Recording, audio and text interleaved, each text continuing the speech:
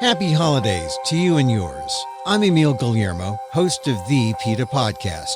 Now that a second vaccine is being made available, it's important to note the significance of the Pfizer and Moderna vaccines from an animal rights perspective. The speed up couldn't have been done without the research community admitting that animal testing that normally takes years was wasteful and unnecessary. The results of those kinds of tests would not have been relevant to humans. Lifting regulatory testing on animals was like removing a huge speed bump, and the vaccines were allowed to develop and go to human trials much sooner than normal. Here's my discussion from early this year with PETA Science Advisor Jeffrey Brown on the PETA Podcast.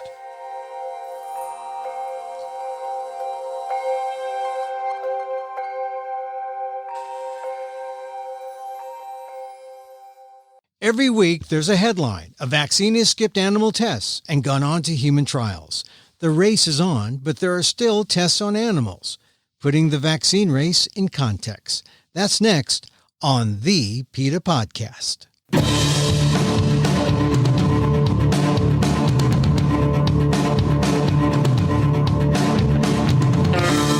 Welcome to the PETA Podcast. I'm Emil Guillermo, your host for this behind-the-scenes look at PETA, the largest animal rights organization in the world. Amid all the COVID news and the climbing death toll, the media tries to be optimistic when there's good news, like when companies make announcements about a possible breakthrough vaccine. At last count, 10 companies have gone on to human trials in the race for a vaccine. That some animal tests were skipped is a major animal rights victory. But some companies still test on animals simultaneously. So how would you view the latest news in the vaccine race? How positive should you be? And how do you guard against false hope? PETA Science Advisor Jeffrey Brown says this is a pivotal moment in drug development in the United States. But any announcements about vaccines are in the very early stages. We are still far from a vaccine that can be regarded as a cure. Still, many animal lives have been spared as a route for researchers has been streamlined. That's a giant plus. Brown has seen researchers fail in trying to find vaccines for MERS or SARS or HIV in his career. But despite all that, he remains hopeful. Here's my interview with PETA Science Advisor Jeffrey Brown on the PETA Podcast. One of the leading vaccine candidates that's in development for preventing COVID-19 that's made by this company called Moderna. It was allowed by the Food and Drug Administration to be used in humans without first going through these time-consuming and misleading animal tests that are otherwise required before any new treatment, not just vaccines, can be put into human clinical trials. So the broad strokes summary of this is that the FDA knows that animal testing is dispensable. They know that it slows down the discovery of safe and effective vaccines. And right now, that issue of speed is essential. You know, animal testing for new drugs usually takes years, and 95% of the time they don't work in humans. So because literally billions of lives are hanging in the balance here, we don't have years to wait.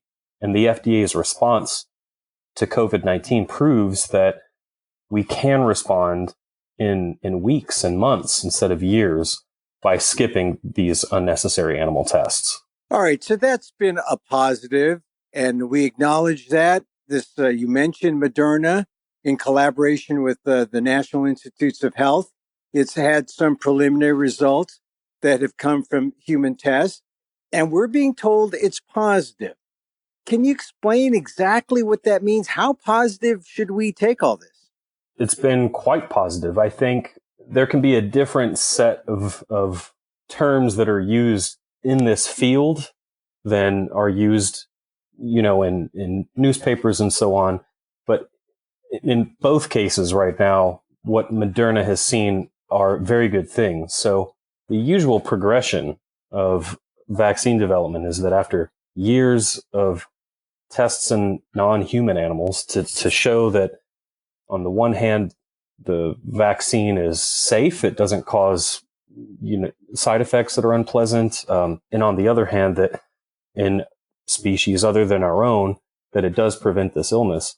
That 95% of the time, drugs and vaccines that go through that process and sail through the animal tests, and they suggest that a vaccine is safe and effective, as soon as those drugs get into human clinical trials, they fail 95% of the time. That's a really bad failure rate. So in a situation like this, what Moderna has seen is that the vaccine that they're making, it more or less follows a recipe that the FDA is comfortable with, right?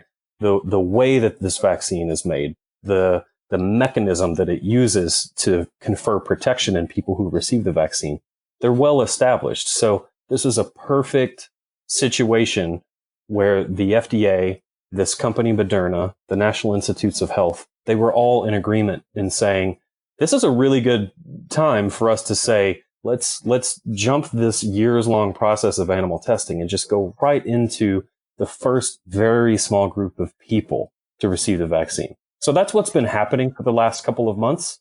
And it's a small group, right? It's 45 people. In the initial round, the first phase of clinical tests, they're really there to just say, all right, are we sure that this vaccine is safe? They're not looking yet at, does this prevent illness?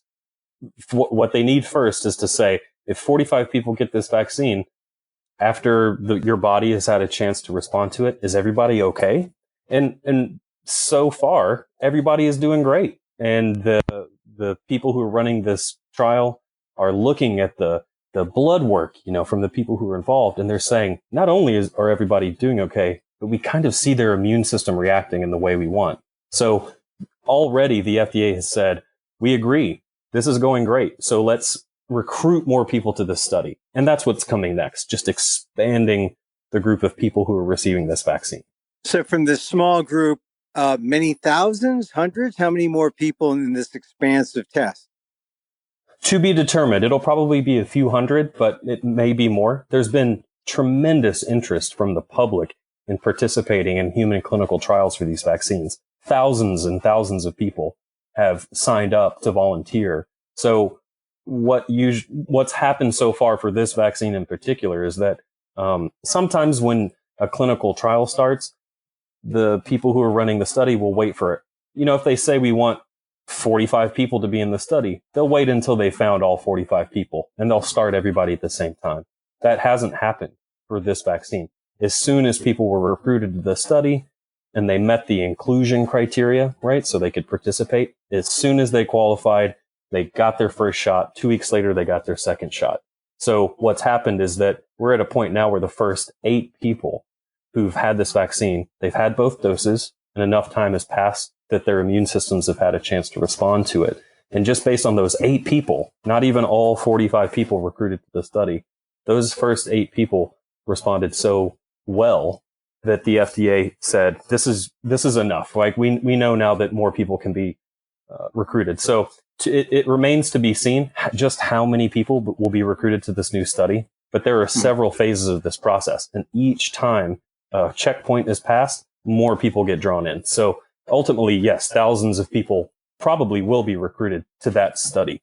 All right. But at this point, the positive means, all right, safe at this point, but without animal tests, I guess we should know much sooner if it doesn't work, right? I mean, because we've bypassed animal tests. We're testing on humans now. Exactly right.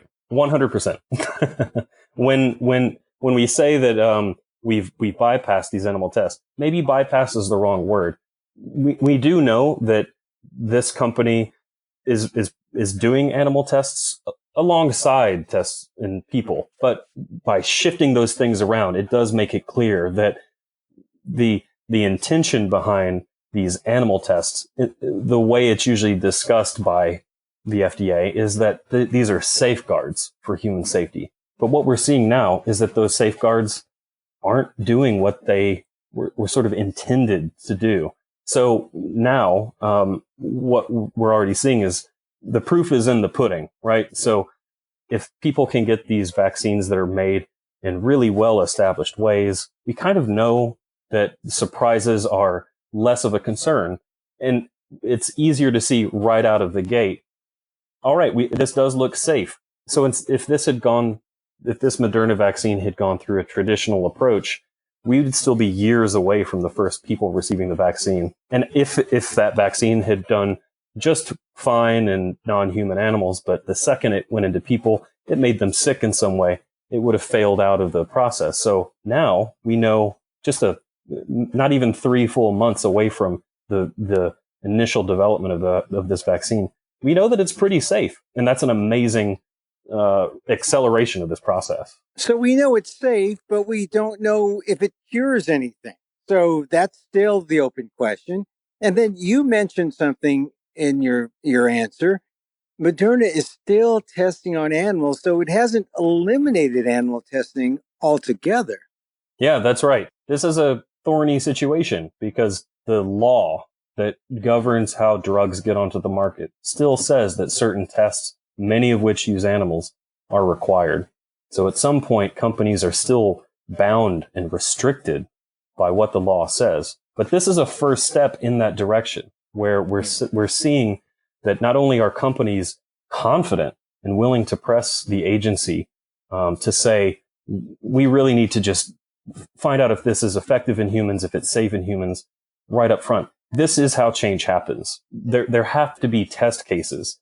And this is a test case showing that the FDA is comfortable acknowledging that this is the only way that a drug can get on the market in 1 or 2 years instead of a decade or more. So it can kind of seem like a double-edged sword. There are still animal tests being conducted, but once vaccines that go through this process that put human tests at the forefront, once the FDA sees how these tests go from start to finish, then there's sort of a playbook for the future. And there's no doubt that the next round of drugs that will be going through this process will kind of start with this argument instead of saying, well, we should do animal tests. They'll go right to the forefront and say, this is safe enough. We can start these human clinical trials. Right. Because as you said, the thorniness of the issue is that we know that the animal tests don't accomplish as much when we try to, see how it applies to humans. And so when we see companies still test, it's almost like that's a regulation that's saying they have to test, or are they just covering their tails, as it were? The bottom line is that there's no way around a law, right?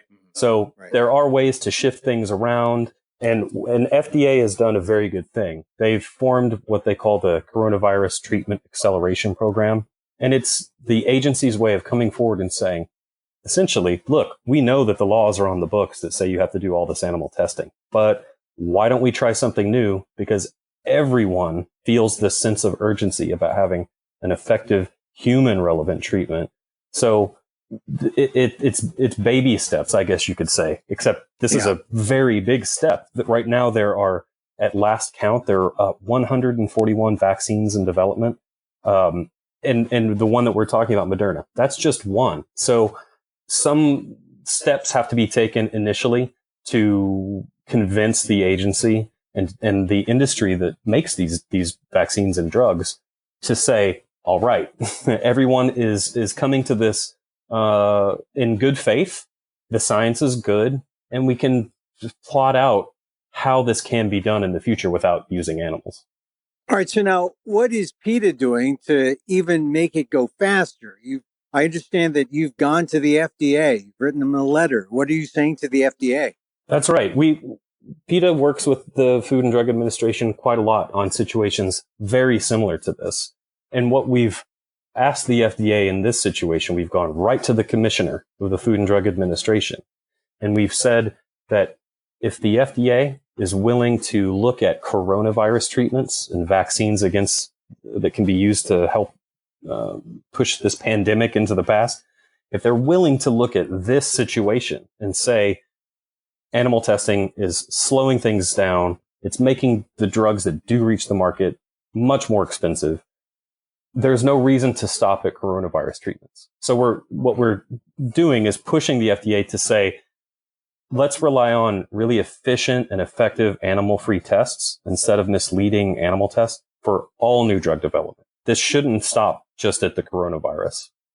Well, one thing for sure, there is this race for a vaccine. Now, you've been working in this field before you came to PETA for quite some time.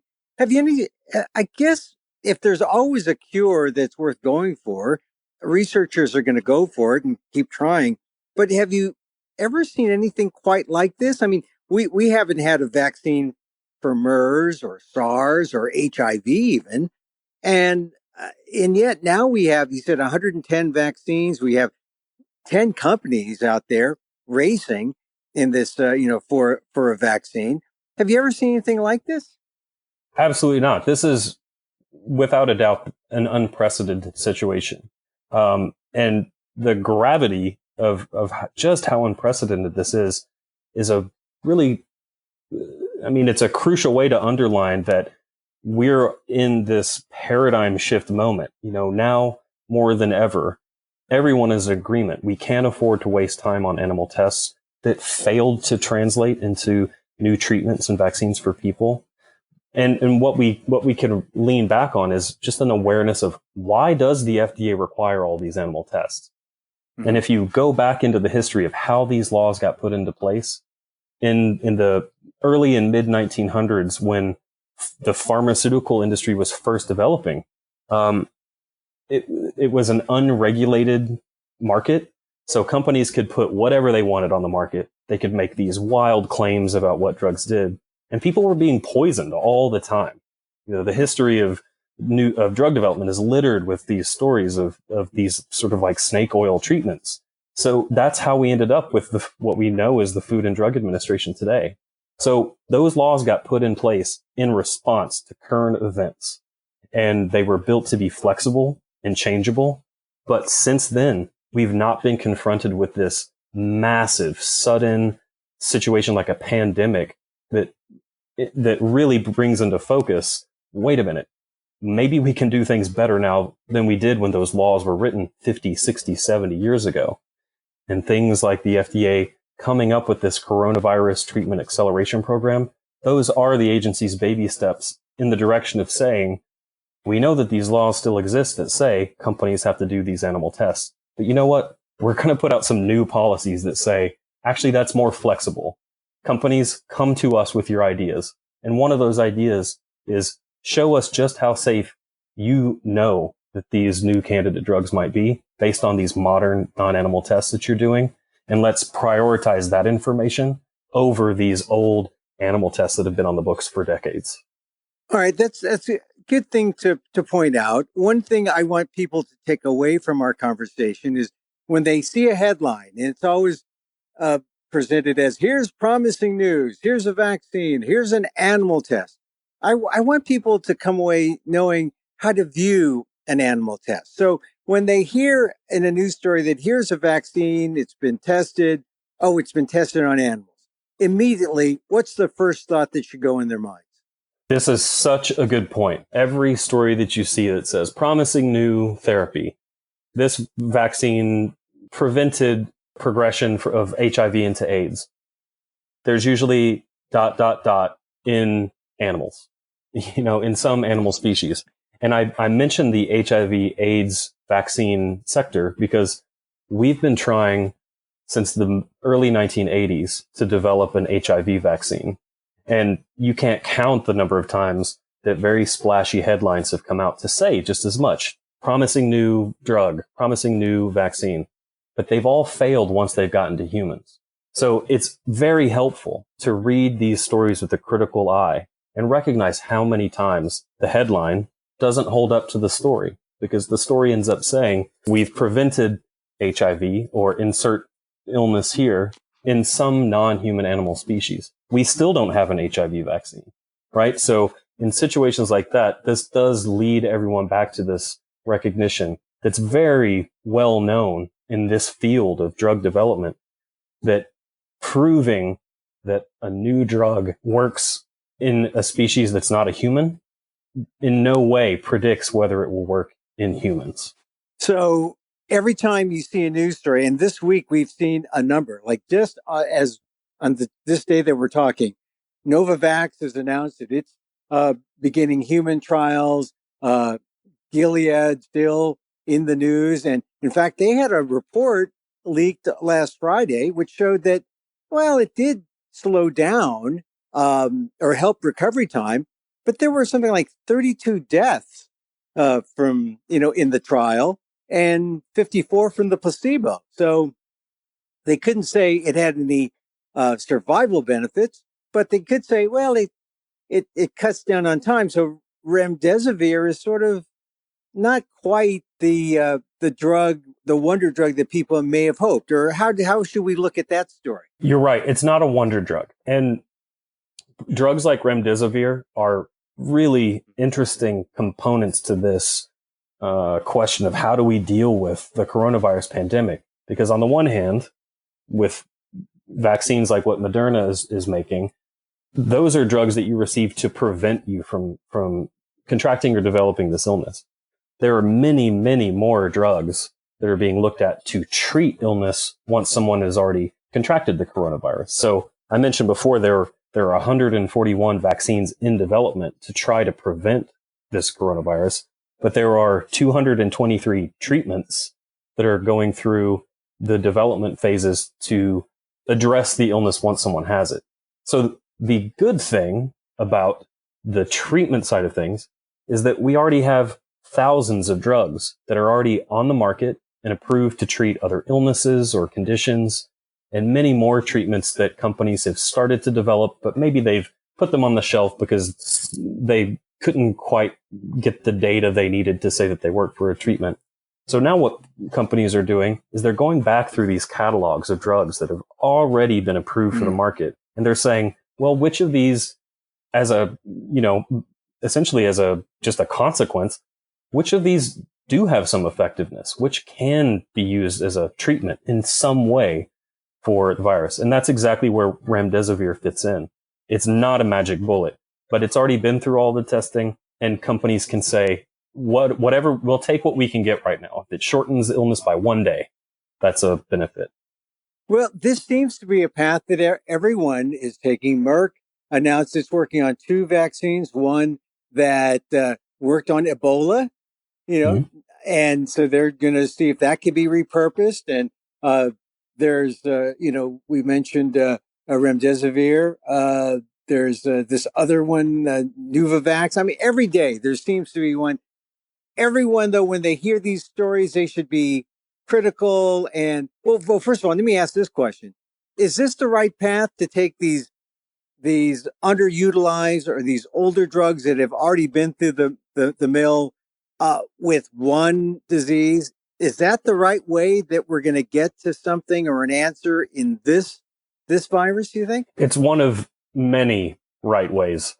And I say that because in many instances, these aren't drugs that are just at the very beginning stages of development, right? These are drugs that we already have. They're packaged up, they're in pill form or in shots that people can receive. And look, there's another sort of lesson here in the dangers of relying on animal tests before these drugs ever get to humans. A lot of these drugs, even if they weren't put on the market, drug companies have enormous catalogs of promising drug candidates that they wanted to develop, but they performed poorly in animal tests. So they had to be put on the shelf. They could never go into human studies. So if you think about that figure, that 95% failure rate of drugs that sail through animal tests but fail in humans, the number of drugs that fail in animal tests and never get to human clinical trials is even bigger. It's much bigger.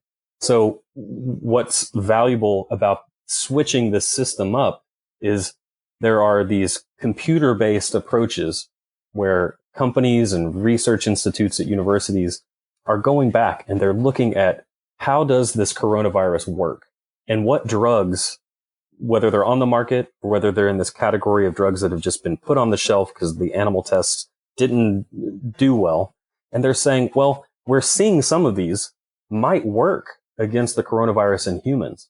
And so of those 223 treatments that are being explored right now, many of those fall into that category. And it reminds us that just because a drug fails animal tests, that really doesn't say anything about how a human would react to it. So some of these clinical trials that are starting up now are that category of drugs that really might have a lot of promise for treating this illness, but because in the past they failed an animal test, they had to be put on the shelf. So an answer may be in the retread. Absolutely. There might be an answer in there. Yeah. All right. Jeff, I really appreciate you coming on. Every time I see a headline, I say, well, what would Jeff think about this? Would he be jaundiced to look at it with a critical eye? You've been in this field. You've looked at where breakthroughs have come through. Do you think that this is going to be where the answer might lie in going over some of these older drugs that may have been, discarded or shelved, that there may be an answer there? I think that there's an enormous likelihood that there will be good treatments in this backlog of drugs that were developed but failed in animal tests. The future remains to be seen, but I mean, think about these numbers: 223 treatments in development, 141 vaccines in development. This has never happened. We've never been in a position where just a few months into a pandemic, this amount of effort has been put into looking at what can we do now. So the ultimate solution will probably be that we'll have a few treatments, a few vaccines that are effective. And the more work gets put into not reinventing the wheel, right? Let's maximize the use of drugs that have already been developed, even if they've been tested in animals in the past. Then trying to make sure that humans get access to promising candidates means that an entirely new drug doesn't have to be developed, because an entirely new drug, again, would have to go through so much animal testing. So we will end up with a mixture of promising tools in this toolbox. There won't be a single silver bullet. We'll have many tools. And this approach, this intention to accelerate how treatments are looked at by using these innovative ways that don't prioritize animal tests anymore is an excellent step toward making sure that we get as many of those as possible, as quickly as possible. Jeff, you are so positive. And I like that, because you have, the record in terms of producing a vaccine for all these other diseases, from SARS to MERS to HIV. And yet this rush, you take hope from the fact that there's this tremendous rush for this particular vaccine. Absolutely. And look, this is something like it is a sea change in this field. Drug development, the research that goes into it will never be the same. And I'm not one to say that there are silver linings to this pandemic. This is an awful situation. At the same time, this is forcing us, everyone in this field, to look at how we do business. And the brilliant part about the response to it is that it's not just PETA saying that the animal tests are slowing us down. It's government agencies, it's research institutes, it's hospitals saying, we really need to reevaluate this. And everyone is aware now that one essential way of reevaluating it is to take some of this animal suffering out of the picture and really start moving things ahead forward. So optimism is a good thing right now.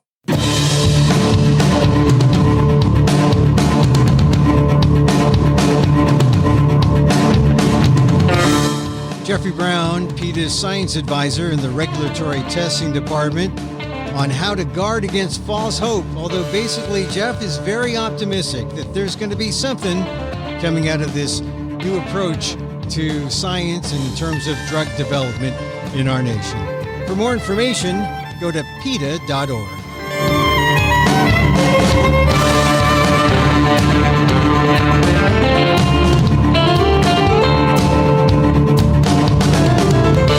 And that's our program. You can contact us at PETA.org. You can find me on Twitter at Emil Amok, that's EMILAMOK, or on ALDEF, AALDEF.org/blog. That's the Asian American Legal Defense and Education Fund blog, where I write about civil rights and Asian Americans, or on my personal website, AMOK.com. Once again, thank you for listening.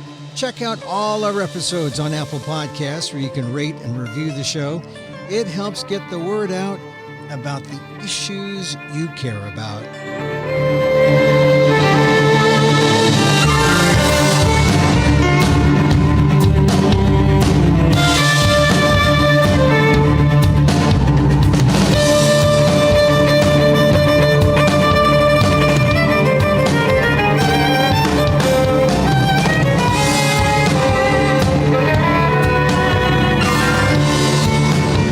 Our music is provided by Carbon Works. Check them out on YouTube. And join us again next time for more insight into animal rights and the fight for a cruelty-free world on the PETA Podcast. I'm Emil Guillermo.